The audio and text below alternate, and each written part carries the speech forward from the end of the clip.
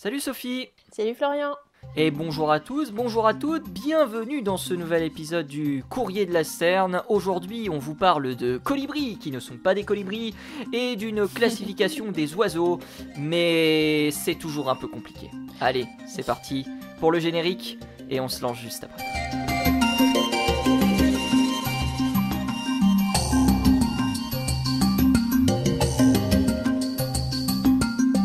Comment ça va Sophie ? Plutôt bien, un peu fraîchement là, c'est marrant, on rentre dans l'été mais pourtant on a encore quelques journées un peu fraîches. Et toi de ton côté, est-ce que ça s'améliore la température en France ?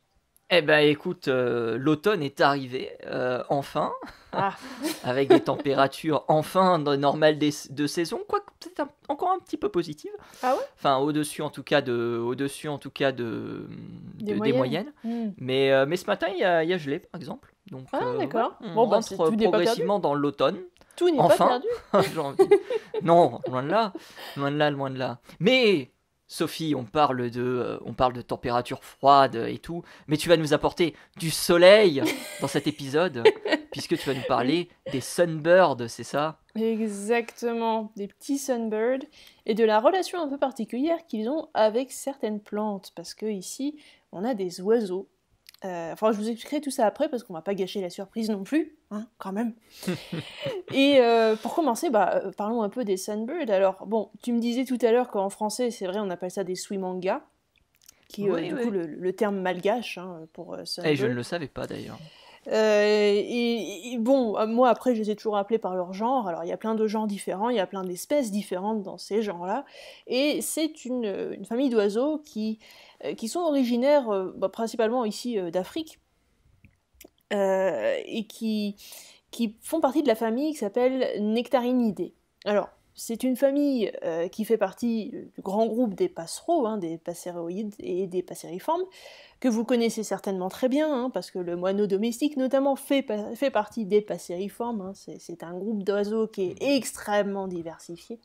Et donc grande majorité des oiseaux font partie de la famille des passeriformes. C'est ça. Et donc eux, c'est juste une petite famille parmi des centaines d'autres. Alors la classification des oiseaux, on en parlera avec toi tout à l'heure, n'est-ce pas ?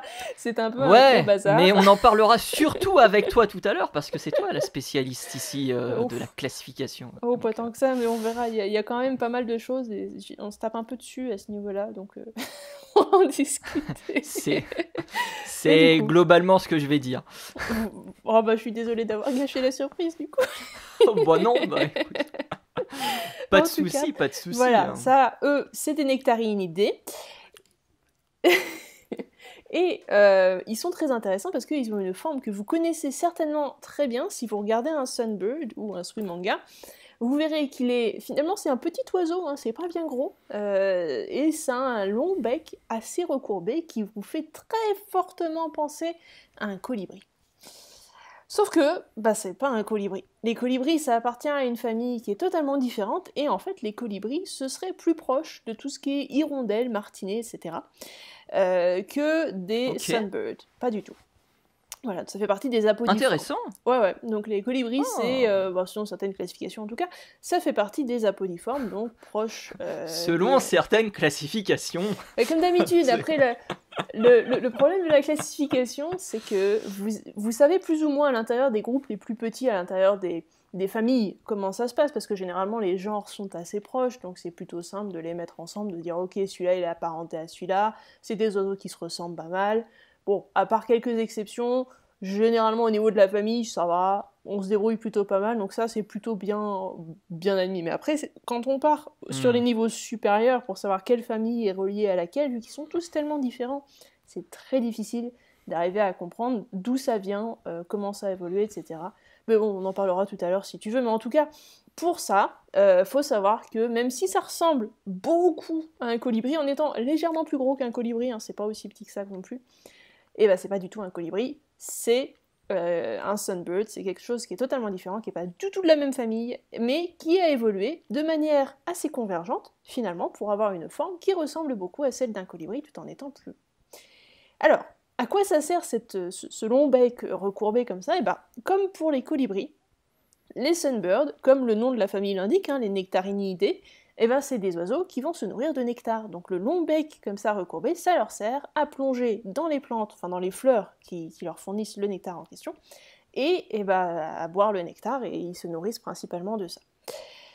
D'ailleurs, vous avez des mangeoires en Afrique du Sud qui sont vendus spécialement pour ces oiseaux-là, hein, parce que c'est des oiseaux africains, hein, comme j'ai dit, et qui vous servent un peu comme pour les mangeoires à colibri, à mettre du nectar dedans et à faire en sorte que voilà, on puisse avoir des sunbirds dans son jardin qui viennent à la mangeoire se nourrir de nectar. C'est très mignon, c'est très joli, sachant qu'en plus les mâles sont extrêmement colorés, il y a un gros dimorphisme sexuel entre mâles et femelles, donc les mâles ont généralement des couleurs un peu métallisées, c'est très très sympa à regarder, et les femelles sont dans les tons un peu plus ternes, un peu plus bruns, comme souvent hein, chez les oiseaux. Oui, donc, alors est-ce que tu me permets une digression ? Vas-y. Est-ce que vous avez des chapeaux à colibri, enfin à Swi-Manga ? Parce qu'aux États-Unis, ils ont inventé des chapeaux sur lesquels tu mets du nectar et les colibris viennent sur ces chapeaux. Et donc du coup, les colibris sont en contact quasiment avec les personnes. Donc, mais on n'a pas du tout. Ah faut inventer ça du coup. Ah mais complètement, mais il va falloir qu'on fasse ça. Il n'y a pas le choix.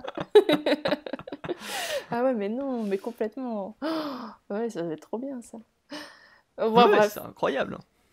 Du coup, ce qui est très intéressant avec ces oiseaux-là, ces petits sunbirds, c'est que, en fait,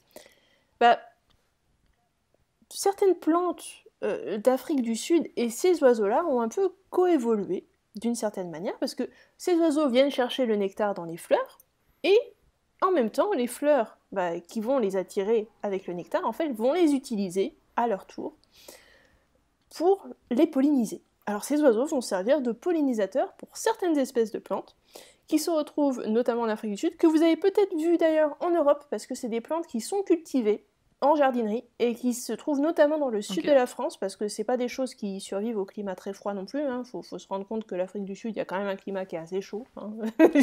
Mais de rien. Donc évidemment, dans le nord de la France, ça tiendra pas. Mais c'est des plantes que vous connaissez certainement sous le nom de oiseaux de paradis.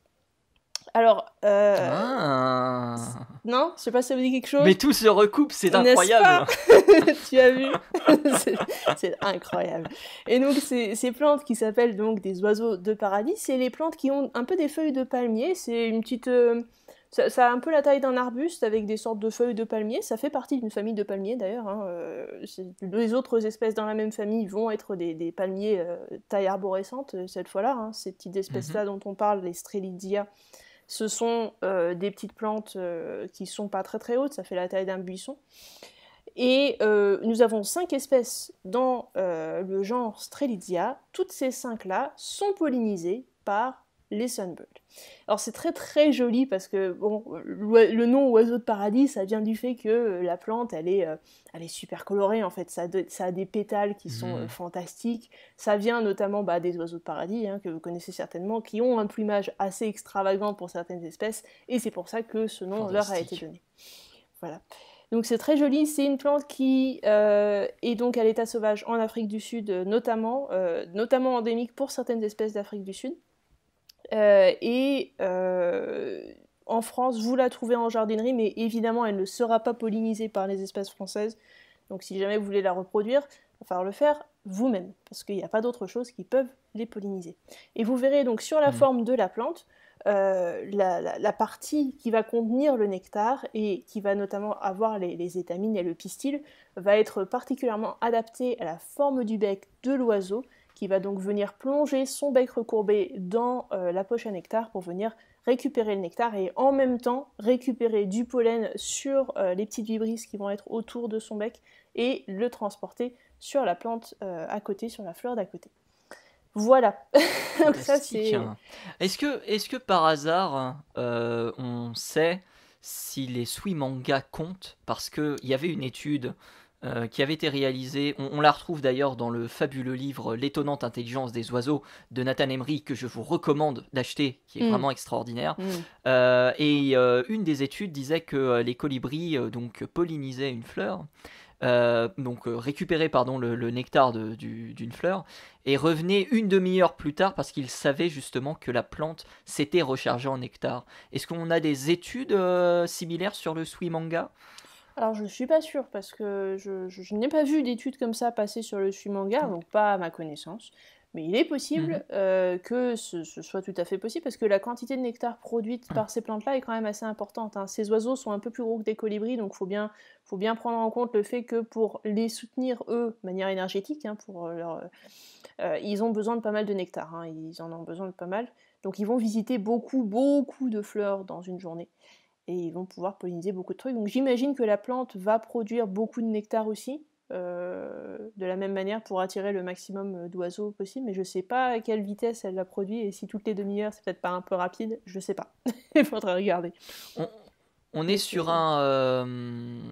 Est-ce qu'on est sur un métabolisme similaire au colibri, du coup? Même Oui, si oui. on est du coup sur une famille différente? Oui, oui, on est sur une famille différente, mais effectivement, le métabolisme est très rapide.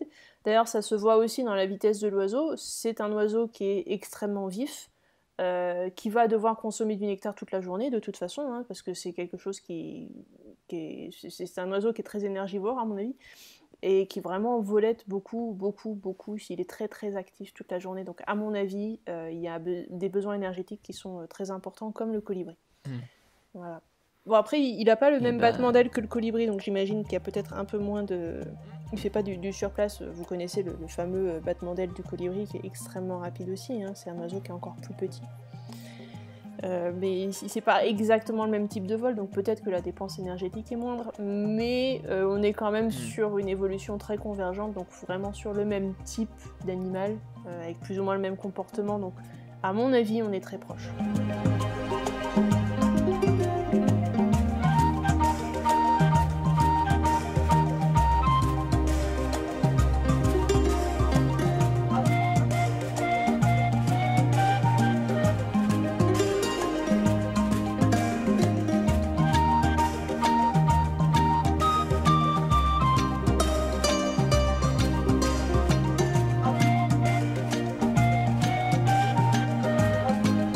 Bah, moi, je vais parler d'un sujet beaucoup moins sympathique. Ah oui, Bon, c'est il intéressant sera la pas lourd non plus, classification hein. aussi. Ah oui, c'est J'aime bien. intéressant, mais ça fait partie de ces à côté de l'ornithologie. Mhm. Avec donc, on va parler aujourd'hui de classification. Parce que vous n'êtes pas censé savoir que les oiseaux, on les classe, hein, et que les scientifiques, les chercheurs, les ornithologues utilisent plus ou moins diverses checklists pour classer les oiseaux du monde. Il y en a 4 principales.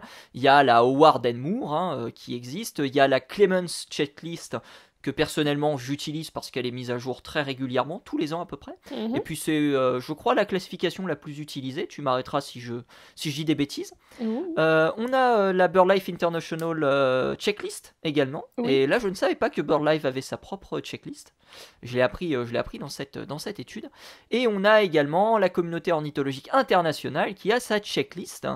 Et donc, vous vous en doutez que comme on a 4 checklists différentes, eh bien, nous avons des différences dans Eh ces ben oui. checklists, des différences qui ont été pointées dans une étude qui est sortie le 7 avril 2021, qui a été réalisée par Montaigu, Nick Clegg et ses comparses. Mhm. Et c'est une étude qui avait pour but d'essayer de comprendre pourquoi on avait des divergences en réalité.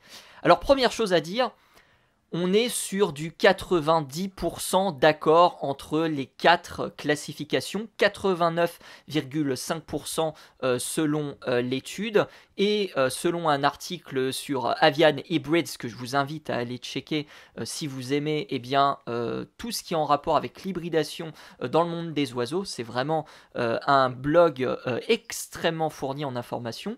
Ça représente en tout 9894 espèces qui sont classées de la même manière dans les 4 checklists.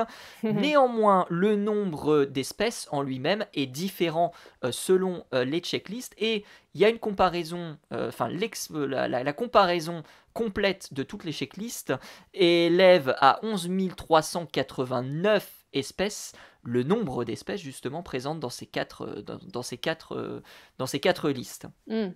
Et donc l'objectif, ça a été de comprendre pourquoi on avait des problèmes avec les 1484 15 autres cas.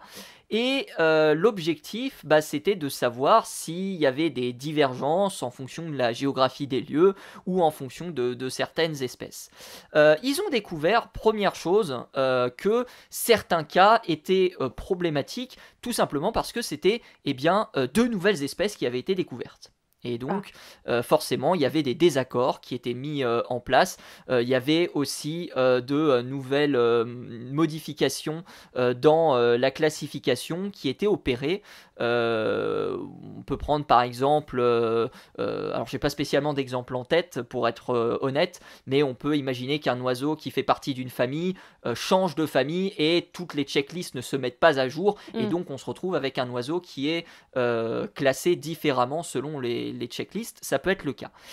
Mais je parlais de géographie, l'un des biais les plus importants, c'était le biais géographique, parce qu'ils se sont rendus compte que les oiseaux qui étaient souvent en Asie du Sud-Est et en Australasie, et notamment aussi dans les océans du Sud, et dans des régions qui sont finalement assez peu étudiées, avaient justement un plus haut niveau de diversification dans ces classes que des oiseaux qu'on a l'habitude de côtoyer dans l'hémisphère nord, ou qu'on a l'habitude de côtoyer en migration. Parce que, aussi surprenamment que cela puisse paraître, même si en réalité la surprise est à moitié fendue, les espèces migratrices sont extrêmement bien classées parmi ces différentes checklists. Alors, c'est en train de changer. Il y a plusieurs cas qui ont été relevés dans le papier sur le blog Avian Hybrids. On cite le cas de l'étourneau à aile noire et le cas de la turdinule des rochers que l'on retrouve dans l'Himalaya pour le cas de cette dernière. Donc c'est des choses qui sont en train de changer. Un autre biais, c'est évidemment l'écologie de ces oiseaux, et ils ont remarqué qu'il y avait des différences de classification en fonction du poids des oiseaux. Tout simplement parce que certains oiseaux sont beaucoup plus faciles à voir, donc forcément on a beaucoup plus de chances de pouvoir les capter plus facilement dans la nature, et donc de pouvoir s'accorder davantage à les classer correctement.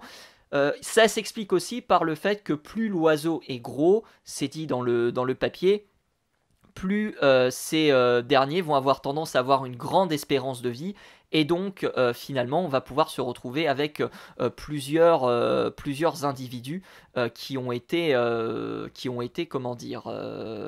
retrouvés. Et il y avait aussi une dernière différence. Et là, Sophie, tu vas pouvoir nous éclairer de tes lanternes, concernant les zones grises du processus de spéciation, avec des concepts d'espèces différents qui soutiennent des décisions taxonomiques différentes. Là, j'ai juste traduit mot pour mot, j'ai paraphrasé ce qui était dit sur le blog Avian Hybrids. Qu'est-ce que ça signifie être en zone grise, en fait, lorsqu'on parle d'espèces ? Faut déjà savoir que l'espèce, c'est une construction purement humaine. C'est-à-dire qu'on aime mettre les trucs dans des petites boîtes, donc on classe, c'est tout. Donc on va se dire, ok, ça c'est une espèce à part entière. Mettons, je prends le goéland argenté, par exemple. C'est une espèce à part entière, et on va mettre tous les individus qui sont des goélands argentés, qui sont capables généralement de se reproduire ensemble. Ça va être la définition de l'espèce qu'on va prendre. Tous les individus d'une même population capables de se reproduire ensemble et d'avoir une descendance fertile. Ça va être mis dans la même petite boîte espèce, on va lui donner un nom d'espèce. Sauf que cette définition étant faite par l'homme, elle est pas totalement applicable à tous les cas qu'on peut retrouver dans la nature, et notamment il y a des cas par exemple où on a des espèces qui vont présenter des clines de variation dans leur démographie. Donc par exemple, mettons qu'à un endroit du monde, en Europe, vous allez avoir une partie de l'espèce qui est stationnée en Europe, qui va s'étendre peut-être jusqu'à l'Asie, sauf que la partie de l'espèce qui est européenne va peut-être être un peu différente de la partie de l'espèce qui, elle, est en Asie. Donc vous allez avoir des populations qui vont réussir à s'hybrider et qui vont être finalement assez proches au milieu, à la plate tournante entre les deux populations, où vous allez avoir une sorte de cline de variation entre les deux, jusqu'à ce qu'en fait les individus les plus éloignés au niveau européen et asiatique, si vous les mettez ensemble, en fait, ils sont incapables de se reproduire et d'avoir une descendance fertile, malgré le fait que ce soit exactement la même espèce, d'après les standards humain, en quelque sorte. Donc ça peut être par exemple un exemple de zone grise qui va être compliqué à mettre en place, parce que dans ces cas-là, qu'est-ce qu'on fait? Est-ce qu'on les classe dans 2 espèces différentes? Est-ce qu'on décide de faire des sous-espèces? Comment est-ce qu'on classe les choses dans ces cas-là? Et ça peut tout à fait amener à des différences dans les listes que tu as vues, qui sont dans ces cas-là comptabilisées peut-être différemment en fonction des gens qui ont classé les espèces, tu sais pas? C'est possible? Effectivement. Et c'est pour ça d'ailleurs que la COI, donc enfin l'IOC plutôt, l'International Ornithological Community, donc la communauté ornithologique internationale, diverge beaucoup plus que les autres listes, parce qu'eux, ils ont une approche du concept d'espèce qui est dit évolutive, alors que pour les listes BirdLife, Clements et Howard, on est davantage sur un concept d'espèce biologique, c'est en tout cas ce qui est décrit dans le papier, et donc on rejoint justement ce que tu viens de dire avec ces différenciations. Voilà. Et puis après, il y a aussi toutes les espèces qui évoluent, comme tu l'as dit, très justement, effectivement. On a des changements dans la classification, on a un moment où on va se dire, en fait, ça c'était 2 espèces séparées, et puis en fait, on se rend compte que non, c'est la même espèce, c'est juste des sous-espèces. Et puis, il y a une autre fois, on va penser, par exemple, que c'était exactement la même espèce sur toute son aire de répartition, et puis finalement, on se rend compte que non, c'était pas la même espèce, alors on va peut-être d'abord créer des sous-espèces. Puis après, finalement, on va se dire, oui, mais en fait, les sous-espèces, elles sont quand même très différentes. Et comme de toute façon, elles ne se recoupent quasiment jamais au niveau géographique, par exemple, on va vraiment avoir des populations qui vont se séparer petit à petit. Il va y avoir un phénomène de spéciation entre les 2 populations, parce qu'il y a une barrière géographique à un endroit. Et donc, on va se dire, en fait, non, on va dire que ces 2 sous-espèces, ça va être maintenant 2 espèces différentes, et on va leur donner des noms différents. Et donc, peut-être que la première liste va dire que, en fait, non, c'est la même espèce, juste avec 2 sous-espèces, donc on va avoir seulement une seule espèce. Et la deuxième liste va dire, non, en fait, c'est 2 espèces, donc au lieu d'une espèce, tu auras 2 espèces. Et donc, tu vas encore avoir une différence à ce niveau-là.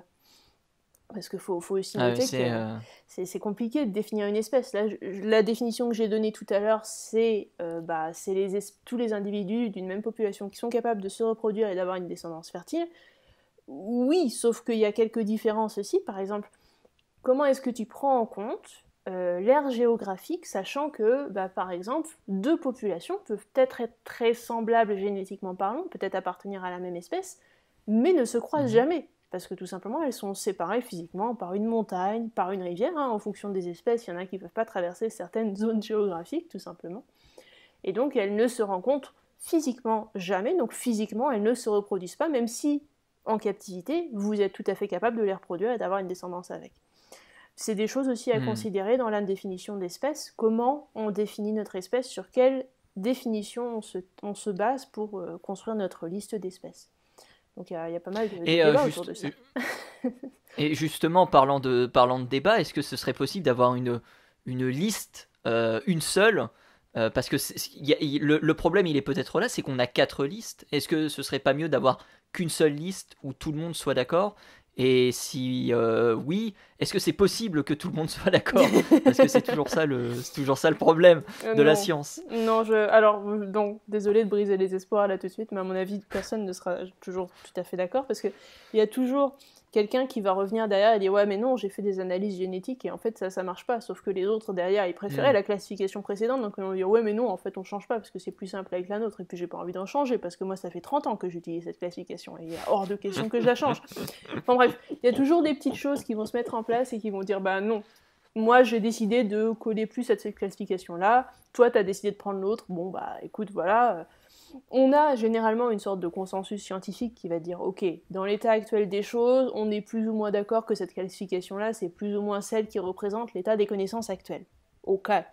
Mais tout le monde n'est pas forcément d'accord avec ça, et il y a des différences, comme pour la notion d'espèce, il y a des gens qui préfèrent une définition, et puis il y en a d'autres qui en préfèrent une autre. C'est normal, et tu pourras jamais niveler tout le monde et dire voilà, maintenant il n'y en a qu'une seule ici, c'est ça qu'on fait. Non, ça marchera pas forcément, surtout qu'en plus, en ornithologie, et surtout en ornithologie amateur, les gens ont généralement leur préférence régionale et ne se basent pas toujours sur la science pour décider de leur liste. Donc, absolument. Et on l'a vu avec la maison Jalonqueux, par exemple, qui progressivement devient l'orite à longue queue. Exactement. C'est l'exemple que je voulais prendre tout à l'heure, mais il était peut-être un peu trop... un petit peu, quand je disais que j'avais pas d'exemple, j'avais en réalité un exemple, celui de l'orite à longue queue, mais Oui. il était peut-être un peu trop ancien, donc finalement je l'ai pas plus détaillé. Mais typiquement, voilà, c'est ce genre de cas, le brouillon des neiges qui devient le plectrophane chez nous, et sans doute peut-être d'autres oiseaux à l'avenir, si jamais la classification... si jamais la classification montre encore d'autres choses et signale d'autres mouvements possibles, quoi. Exactement. Voilà. Donc ça change pas mal au niveau amateur, au niveau scientifique. Donc il y a beaucoup de différences qui... Et c'est quand même finalement, moi je trouve que c'est quand même un exploit d'arriver à avoir seulement 4 classifications différentes, qui sont pas si différentes que ça, mine de rien, parce que, comme tu le disais tout à l'heure... Oui, 89,5%, c'est bien. Oui, on est quand même sur un bon chiffre, là, c'est pas si mal, moi je trouve. On est plutôt bien. Bah, après, je te le disais aussi, c'est que au niveau des familles et des genres qui constituent ces familles, on est plutôt généralement tous d'accord sur ce qui va aller dans la famille en question. C'est plus dans l'organisation des familles entre elles qu'on va pas forcément être tout à fait d'accord. Et en fonction de la notion d'espèce, tu vas rajouter ou enlever des espèces ou des sous-espèces. Et là, ça peut changer les choses. Mais généralement, dans l'organisation générale de la classification, tout le monde tend à être d'accord sur la composition des familles, plus ou moins. Après, toujours des différences évidemment, mais c'est pas là que le bas blesse. Voilà. Eh ben, c'était un super épisode. On a appris plein de choses sur la classification des oiseaux et aussi sur l'existence du Suimanga. Un grand merci, Sophie, à toi d'être venue dans l'émission. Est-ce que tu veux rajouter quelque chose ? Non, merci. C'était très intéressant d'en discuter avec toi, comme toujours. Ah, mais avec grand plaisir. On te retrouve du coup sur Entracte Science, sur la chaîne YouTube bien sûr. On te retrouve également sur Twitch lorsque tu auras le temps. Quand j'ai un peu de temps. Parce qu'en ce moment, tu as l'air d'être très occupé. Mais en tout cas, voilà, sachez que vous pouvez suivre les pérégrinations de Miss Plume également sur Twitch. Et nous, vous pouvez nous retrouver évidemment sur Twitter, @podcdls. Vous pouvez nous retrouver également sur PodCloud, sur Spotify, sur Deezer, sur YouTube, bien sûr. Tout ça et bien plus encore, c'est aussi à retrouver dans la description avec le détail des études scientifiques et des articles du jour. Merci à tous, merci à toutes et à la semaine prochaine pour un nouvel épisode du Courrier de la Sterne. À plus.